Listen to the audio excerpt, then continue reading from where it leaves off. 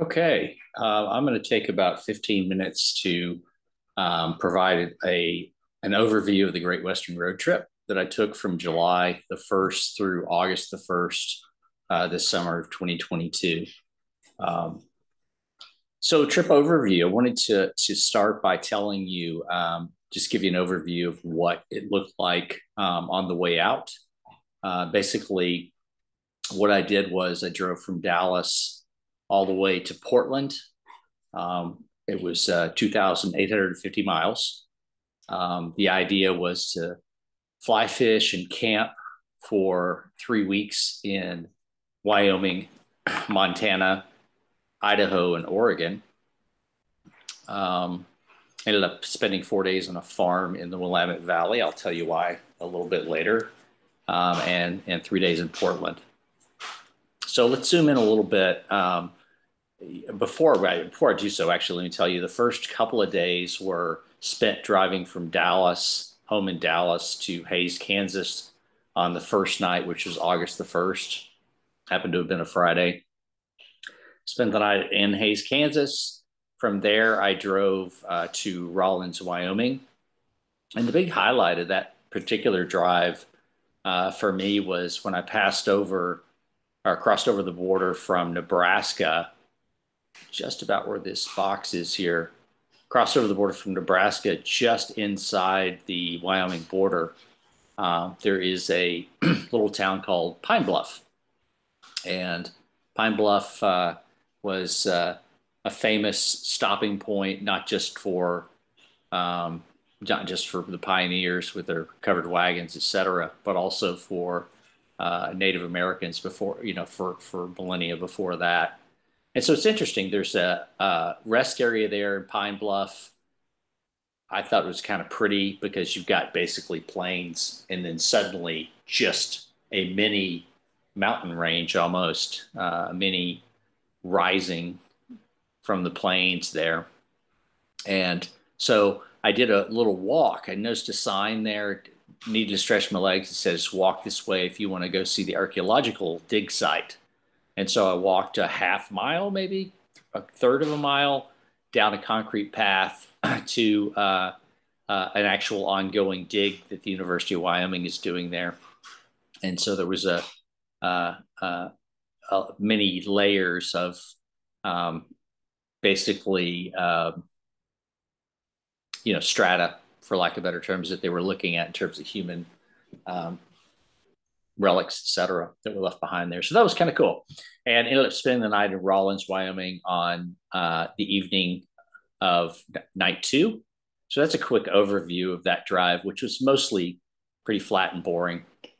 I really wanted to get to the mountains, so which I'd do on day three. So let's zoom in a little bit and take a look at the Wyoming, Montana, Idaho, and Oregon part of it. So I'll talk in a second about the Upper Green River in Wyoming. But let me kind of show you this map real quick. Um, so July the 3rd, which was Sunday, through the 5th, I was on the Upper Green River. I then went to Bozeman after that, to Butte, and then Rock Creek, which is not far from Butte, down to Sun Valley for several days. Spent an evening in Boise. Um, Went to the Metolius River, which is just to the west of Sisters, Oregon, up to the Willamette Valley for a few days, and then finally to Portland to hang out with my son Hank and his fiancee Cameron. So the first evening was Upper Green River, Wyoming, or the first real evening of camping, anyways. And so what I did was I drove up uh, from Rock Springs, Wyoming. Took a really pretty drive. Eventually, the Wind River Range came into view, which just absolutely gorgeous. But this particular camping spot was interesting. It's dispersed camping, so that there's no fee, there's no services or any of that kind of stuff. But there were people there. You can actually probably see down the road there a little bit another camper or a camper. But I set my stuff up. It was beautiful there. Um, Here's a view of an overlook, if you will, of the whole place. I'm going to point out to you right around here is where I camped, but this is the Green River, Upper Green River flowing this direction. You see a big oxbow there. And the fishing was good. I fished all day long on the 4th of July. Ended up catching a few fish. It was beautiful. The only complaint was the wind. I mean, it was incessant during the day. Just a stiff wind, incessant. Um, and there is obviously absolutely no cover whatsoever. So my PowerPoint is automatically advancing for some reason. But yeah, so that's what it was. Beautiful. Really enjoyed it.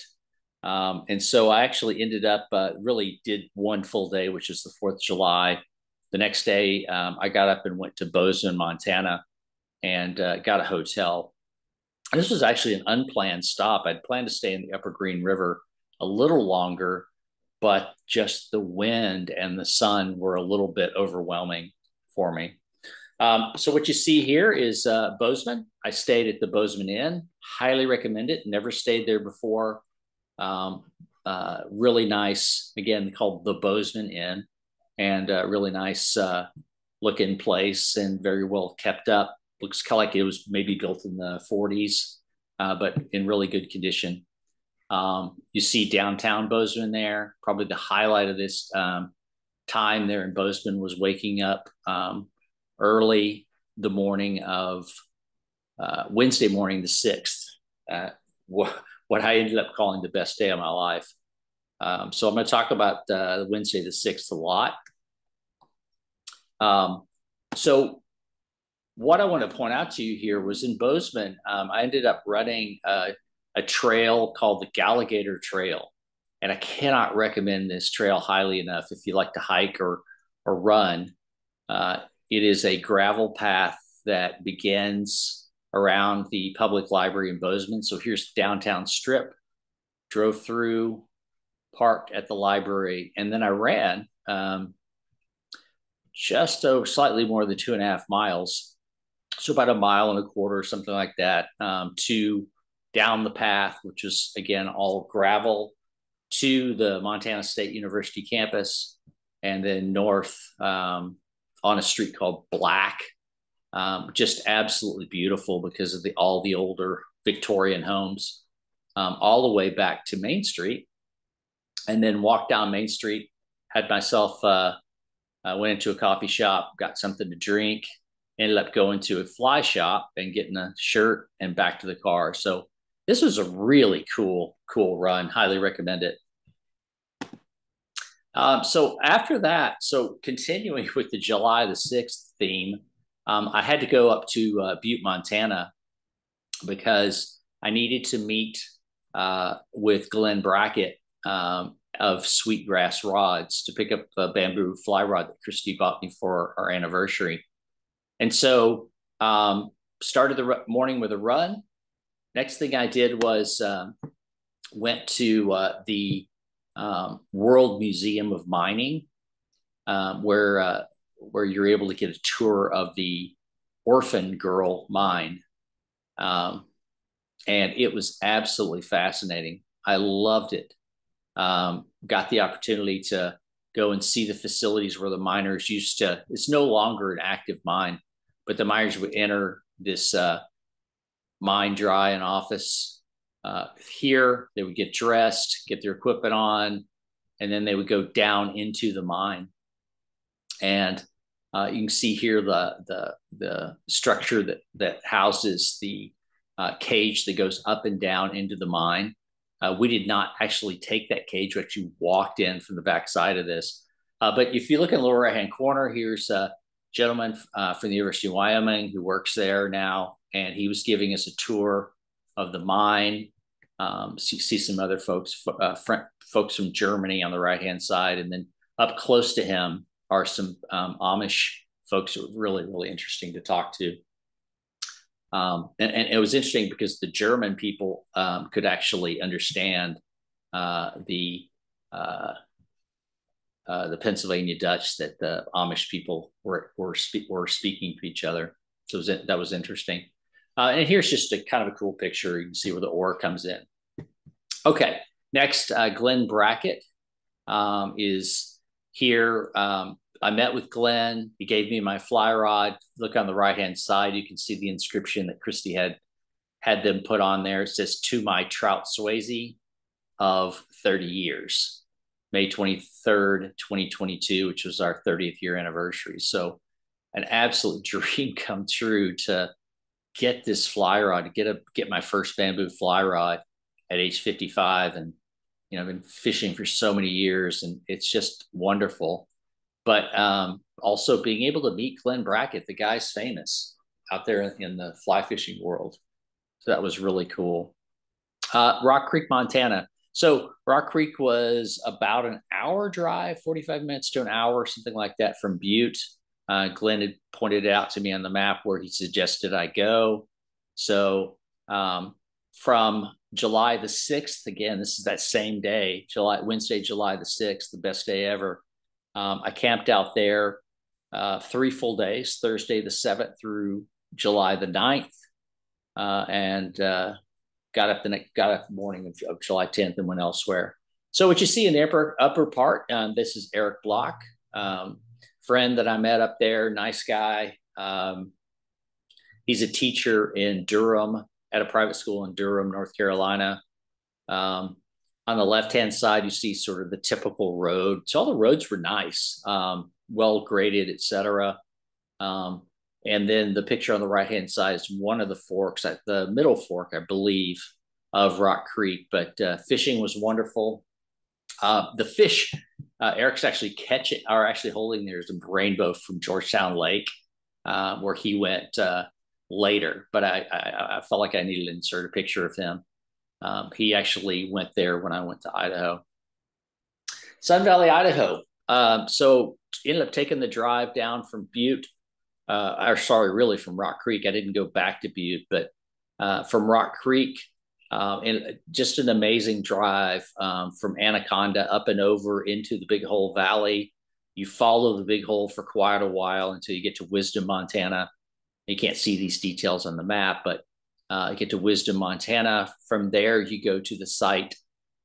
Keep driving. You go to the site of where the Big Hole, famous Big Hole battlefield is, where you can read the story on your own. But Chief Joseph skirmished with U.S. troops, and then just took the drive along the Salmon River in Idaho. Ended up being a desert, really kind of a situation. Went up and over down into the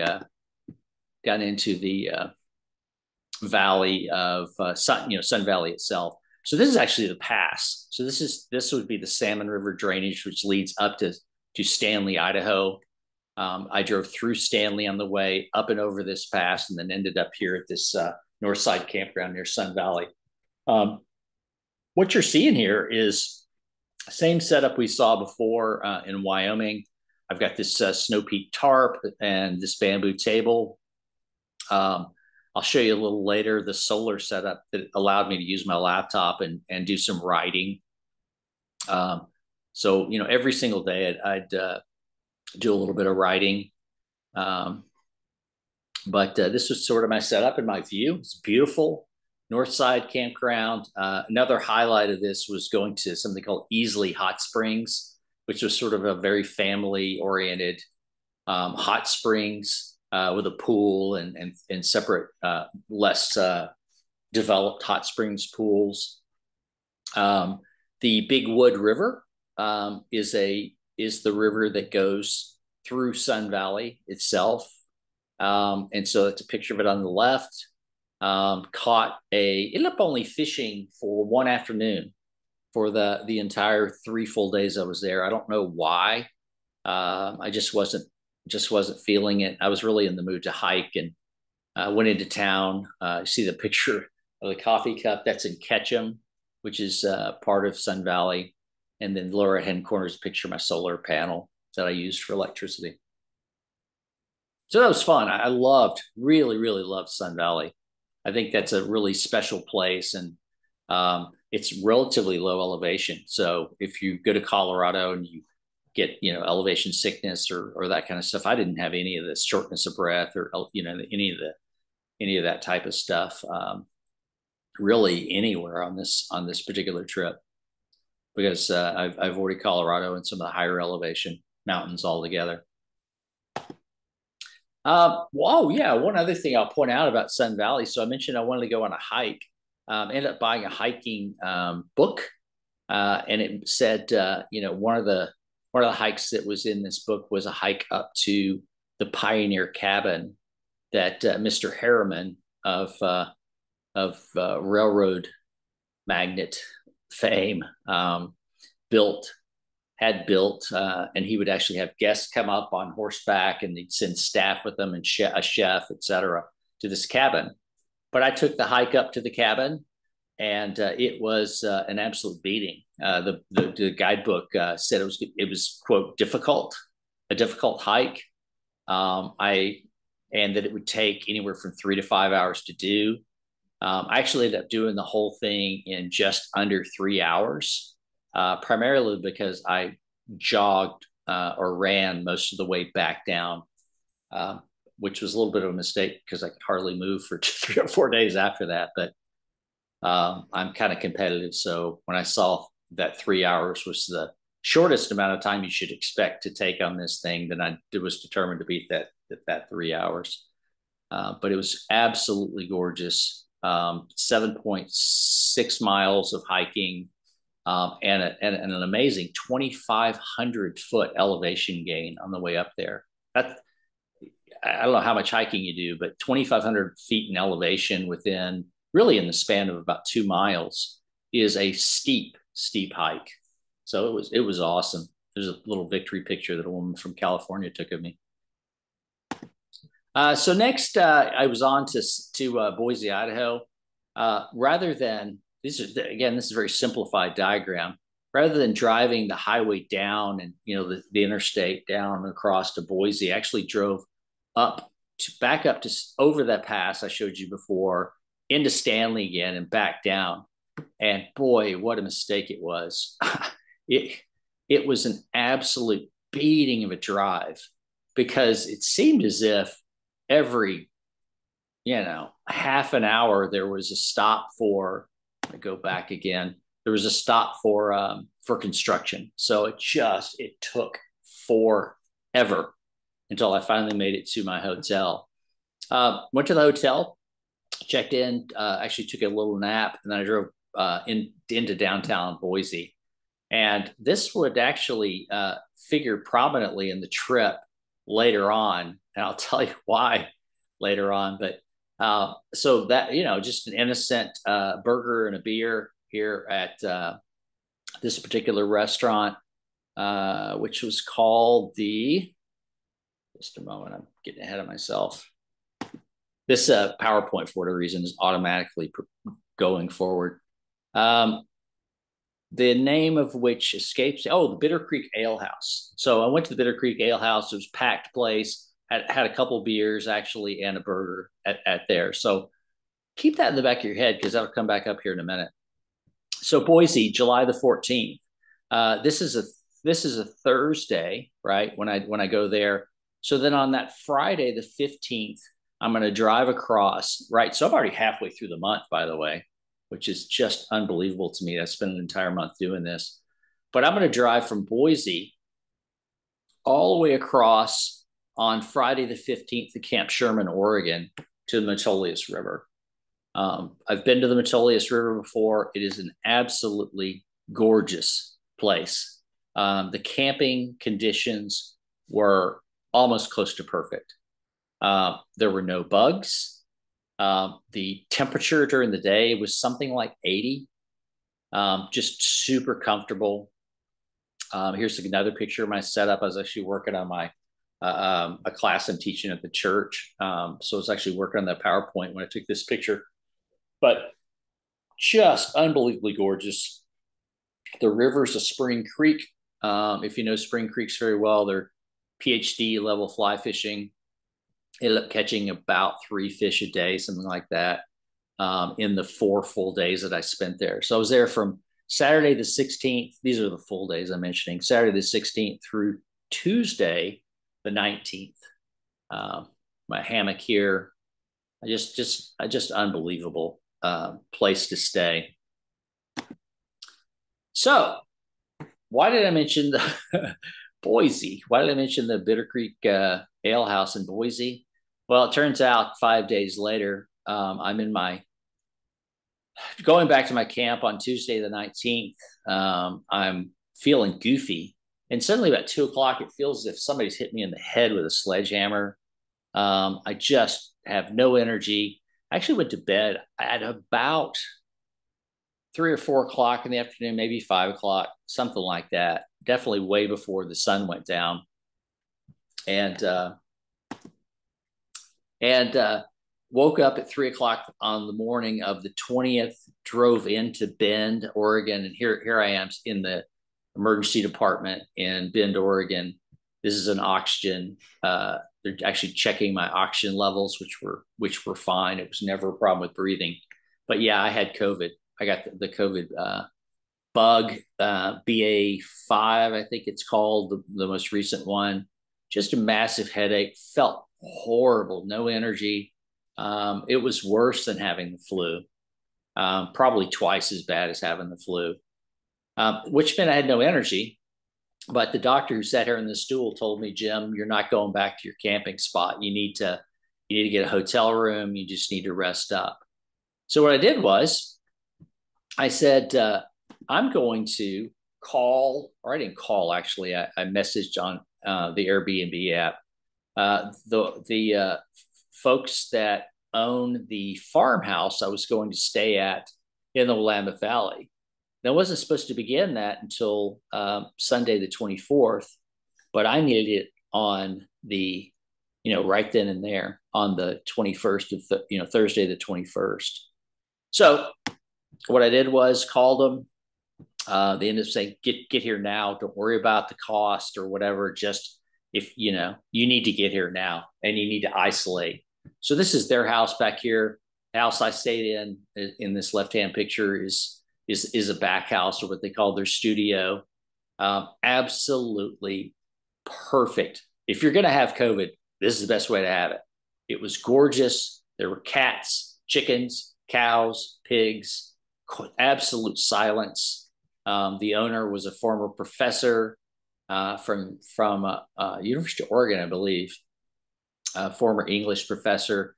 His wife is in the ministry, and just fascinating stuff. So you can see a picture here in the middle of some of the wood that they have stored, and then lower right-hand corner here, this is actually a view of the Pinot Noir. Because when you're in the Willamette Valley, you're in Pinot Noir country. This is Pinot Noir that's been actually newly planted. Right behind them, this is the driveway in. So this was really, really cool stuff. I just felt unbelievably blessed to be able to stay there in the Willamette Valley, to be able to, for 5 days, just to isolate. Then went up to Portland finally. And this was Wednesday, really on Tuesday, the 26th, I went to Portland. So Wednesday, Thursday, Friday, 3 full days in Portland.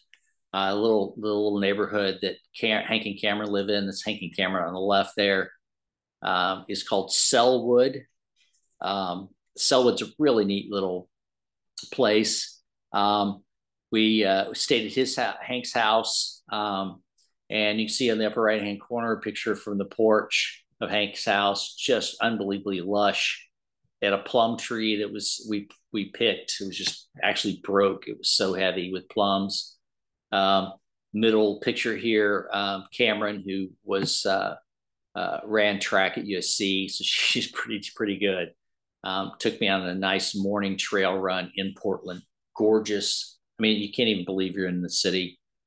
Cameron works at Nike, so in the lower right-hand corner here, she's showing us the Nike campus from one of the buildings. There's Hank there as well, and just had an amazing time. Ended up bringing back a case of the Oregon wine that I love so much.